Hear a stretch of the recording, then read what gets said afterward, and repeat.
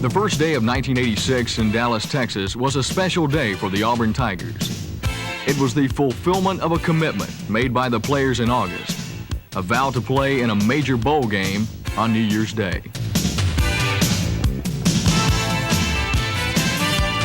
The Cotton Bowl celebrated its 50th anniversary with a clash between Auburn and the Aggies of Texas A&M. The contest seemed to reflect the joys and frustrations of the Tigers' 1985 season.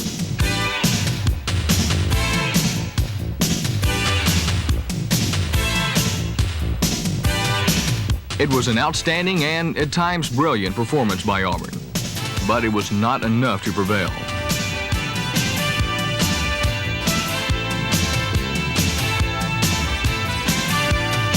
This heartbreaking loss was especially disappointing because of the departure of one of the greatest players in Auburn history.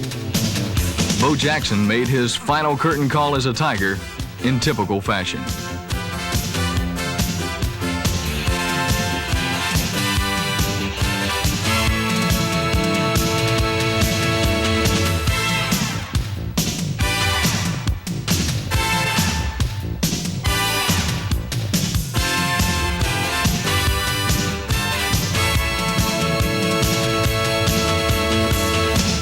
It's my really great privilege tonight, on behalf of the members of the great club, the Downtown Athletic Club, that I represent, to present the 51st Heisman Memorial Trophy to Bo Jackson of Auburn.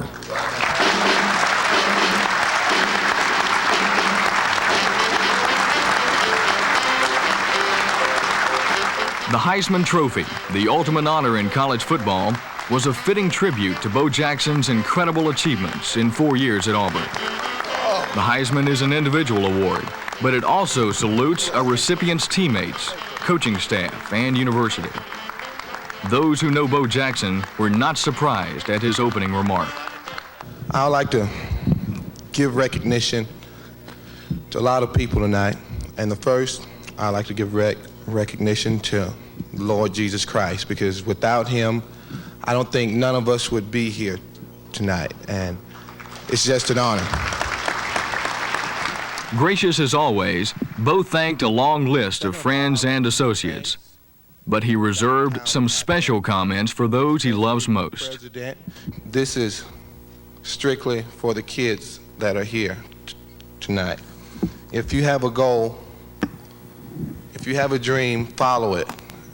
Don't stop at anything. Because when I was little, I had a dream to go to college. Bo's dream has inspired Auburn fans of all ages. It is a dream that has electrified Jordan-Hare Stadium for 4 years.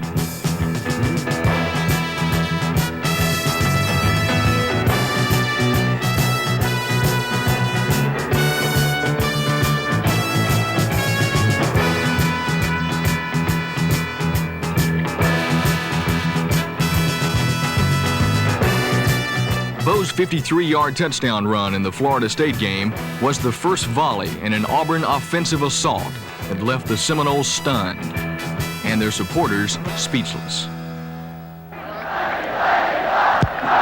Pre-game speculation had Auburn struggling to contain Florida State's explosive offense. But after a frustrating loss to Tennessee, the Tigers had snapped back with an amazing display of defense against Ole Miss. Auburn yielded only 9 yards total offense for the entire game, crushing the Rebels 41-0. Florida State entered Jordan-Hare Stadium with revenge on its mind and an undefeated record, but the Seminoles would leave with neither.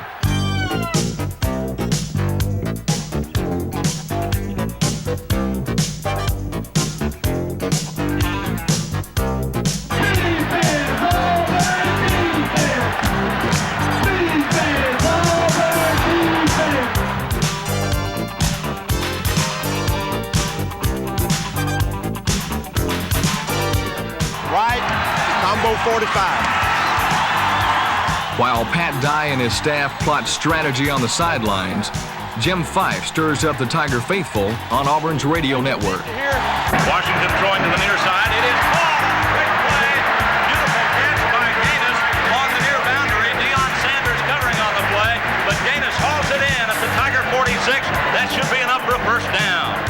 Tiger fever reaches epidemic proportions at Jordan-Hare. Tight end Jeff Parks hopes that no cure is found for this delightful disease. The home crowd, when they get behind you, it's just like having a 12th man on the field. They make a very big difference.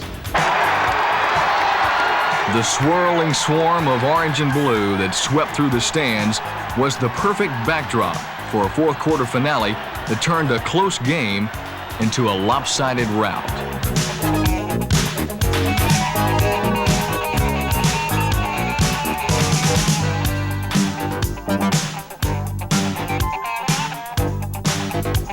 A reverse to Freddie Wagan ignited a 28-point blitz.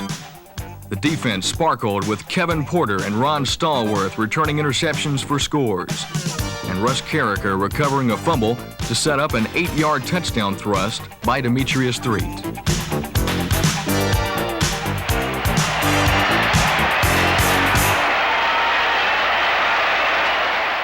The 59-27 triumph was an emotionally satisfying win over a nationally ranked contender. But the Tigers would have little time to savor the victory. Coming up was a vastly improved opponent that Pat Dye considered especially dangerous.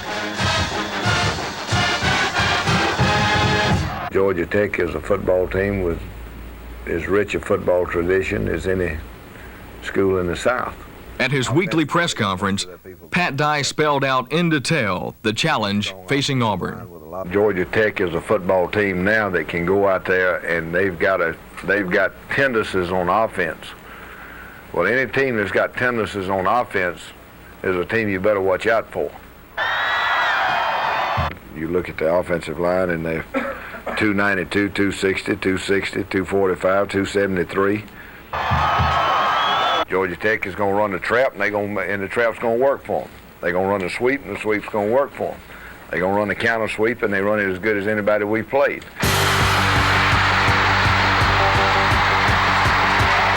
Tech's ground attack was impressive, but a swarming Auburn defense outmaneuvered and outplayed the Yellow Jackets' big offensive line, holding Tech to only 131 yards rushing.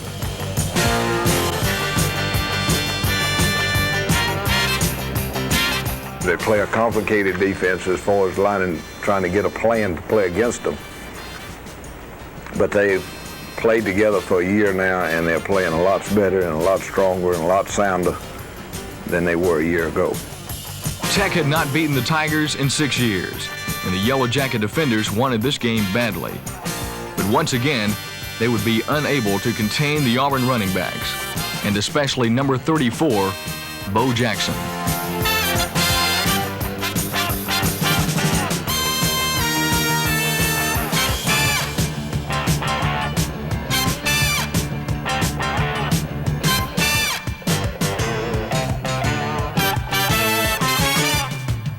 Tech was trying to protect a slim lead early in the fourth quarter when Bo Jackson did what he does best.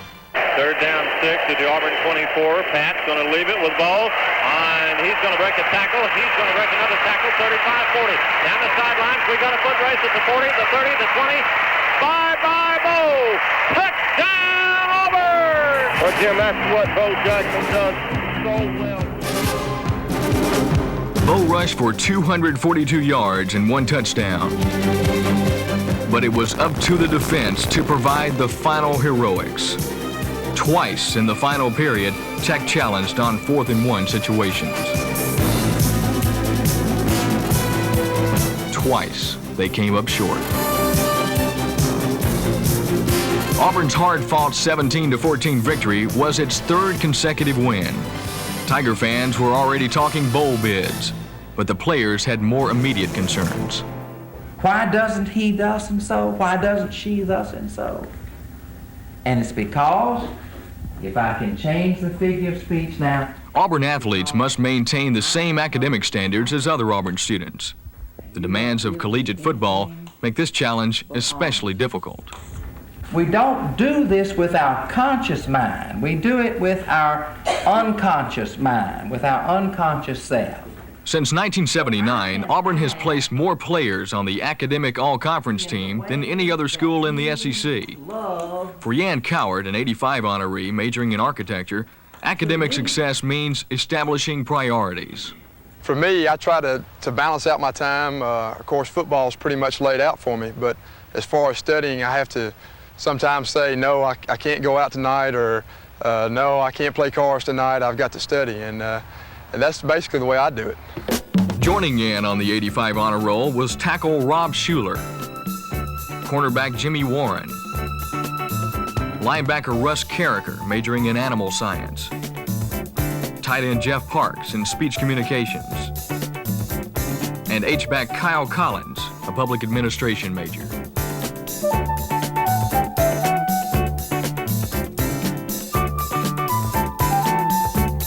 Academic programs at Auburn benefit from the immense success of the Tigers' athletic programs. As Associate Athletic Director Oval Janes points out, Pat Dye's emphasis on academic excellence is more than just lip service. This past year, Coach Dye made a commitment of $1 million from athletic revenue to support the building of a new library.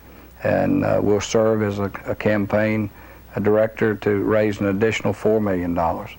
So we are trying to do our part as an athletic department to support athletics and academics. Hard-hitting defense and big plays on offense set the tone for the annual war with Georgia. Challenging the dogs between the hedges is never easy, but with major bowl bids at stake, it can be almost impossible.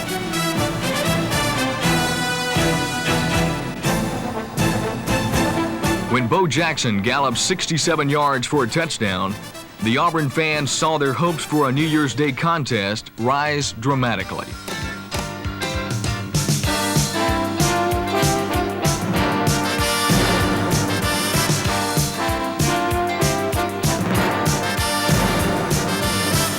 A reverse to Freddie Wagan in the waning moments of the first half put the icing on the cake. Here's the end around to Wagan. He's in a foot race. Freddie at the 10 to the 5. Wagan dives. He's in! Touchdown, Auburn! A brilliant run by Freddie Wagan. 82,000 fans and millions more on ABC watched the Tigers paralyze Georgia's offense. Then Bo Jackson drove the final nail into the Dogs' coffin.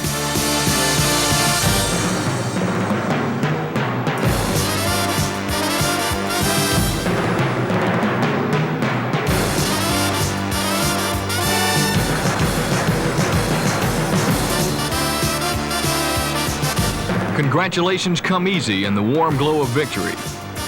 The intense emotion shared by Auburn players and coaches create a unique bond that goes beyond athletic competition. I wouldn't have anybody on my staff that didn't love and care about the players.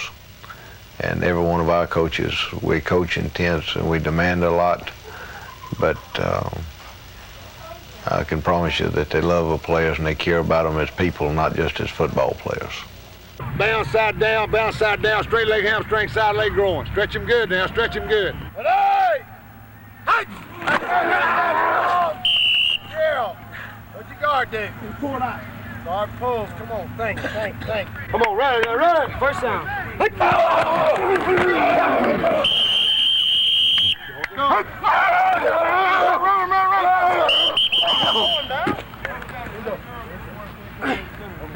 The yelling, the repetitions, the countless hours of practice and endless drills build mental and physical toughness. But it also nurtures something more important. Right, Tiger, fast. Players and coaches develop an intimate relationship, a foxhole kind of camaraderie born of mutual sacrifice and celebration.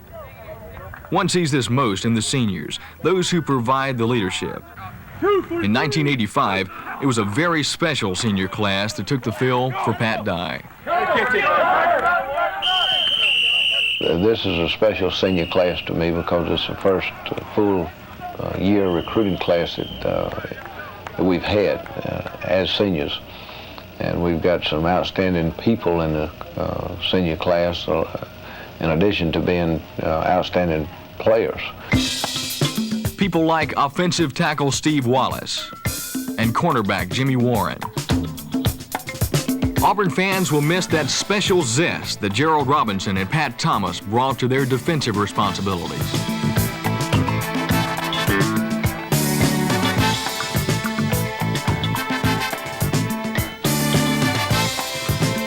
Gerald Williams and Harold Hallman were a living nightmare for offensive coordinators, a feat that Williams attributes to Harold's quickness.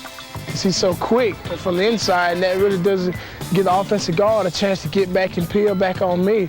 So it takes a lot of pressure off me and gives me a one-on-one block most of the time.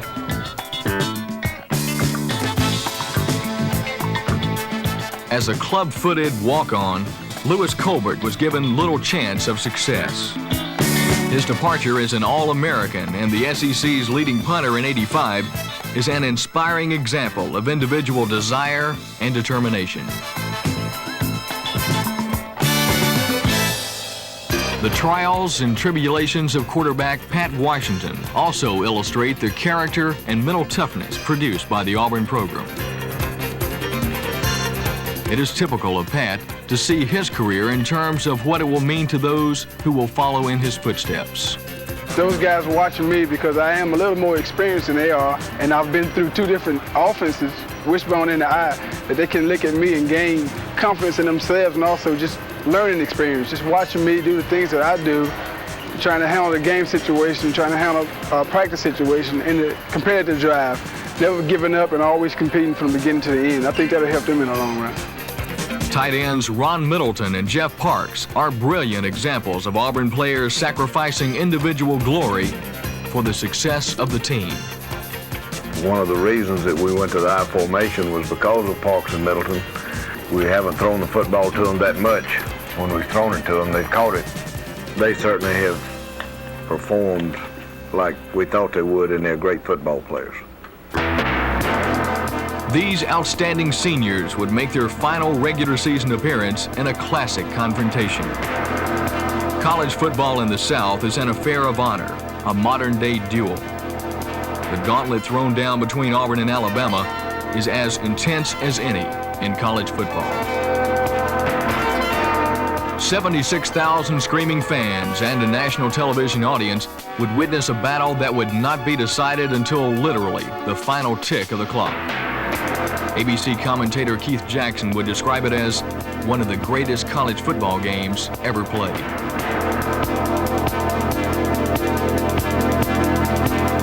It was a game of outstanding individual performances, a bruising, hard-hitting clash with players on both teams pushed to the limits of physical and mental endurance.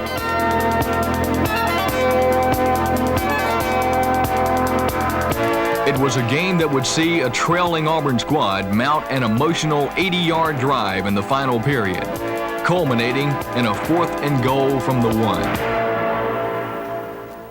A pyramid of crashing bodies propelled Auburn into the lead, a lead that would vanish 4 plays later on an Alabama touchdown.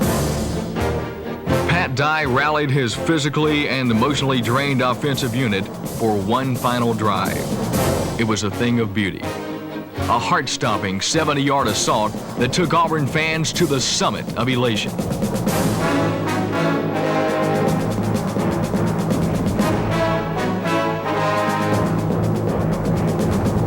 But the emotion, the anticipation, the sublime joy of a last-minute victory would prove to be a cruel illusion. In the end, this adrenaline-charged classic was 6 seconds too long. A desperation field goal as time expired snatched victory from the grasp of the Auburn players, but it could not erase their valiant performance. They left with bruised bodies and stunned egos. They had lost the game, but they had not been beaten. Their honor was intact. Their heads were unbowed.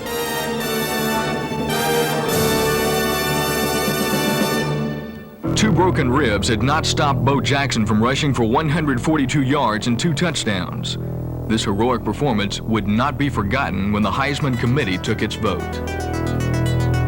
Bo was asked if winning the Heisman Trophy was the biggest day of his life. No, he replied. The biggest day of my life was the day I signed with Auburn. In those 4 years at Auburn, Bo kept the statisticians and computers working overtime. He had the three qualities that define the truly great running backs: power,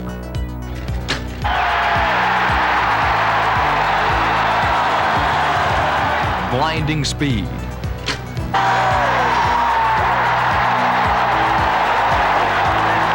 and most importantly, gut-level determination.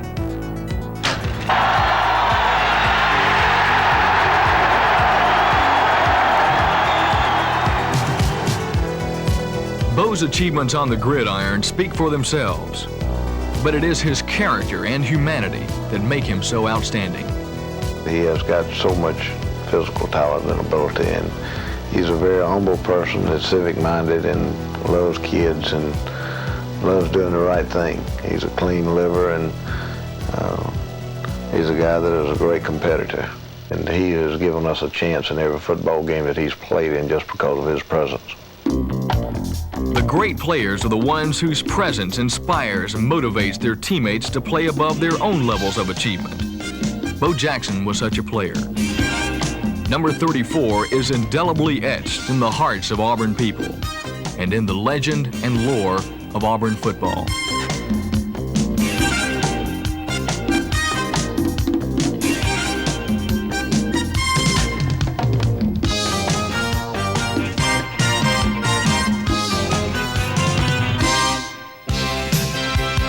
The 1986 season will be a time of change and adjustment. Opponents celebrating the graduation of Bo Jackson will have the unenviable assignment of dealing with the likes of Brent Fullwood, Reggie Ware, Tommy Agee, and returning redshirts Collis Campbell and Tim Jesse.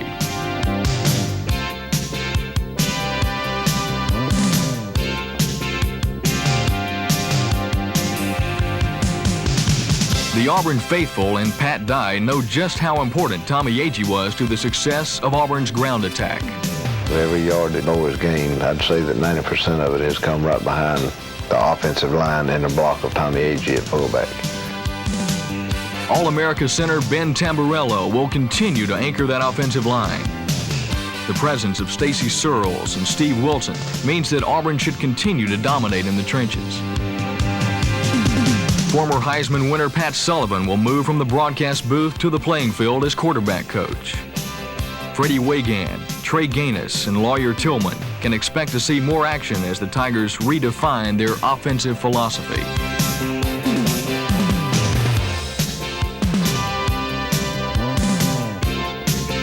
Freshman sensation Tracy Rockert led the team in tackles in '85. He will lead a defensive line that features Andre Bruce, Benji Rowland, Nate Hill, and Ron Stallworth.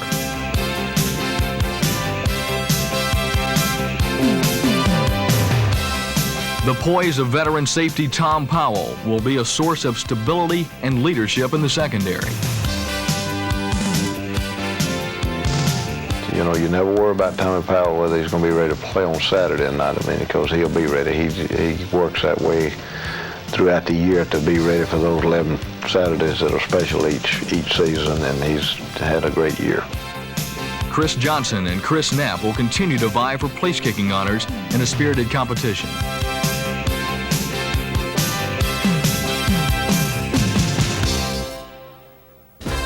'85 was a season of joy and frustration for Auburn. The departure of an especially outstanding senior class and Heisman winner Bo Jackson will put a heavy burden on the '86 squad. But the Tigers thrive on challenge. It is what Auburn football is all about.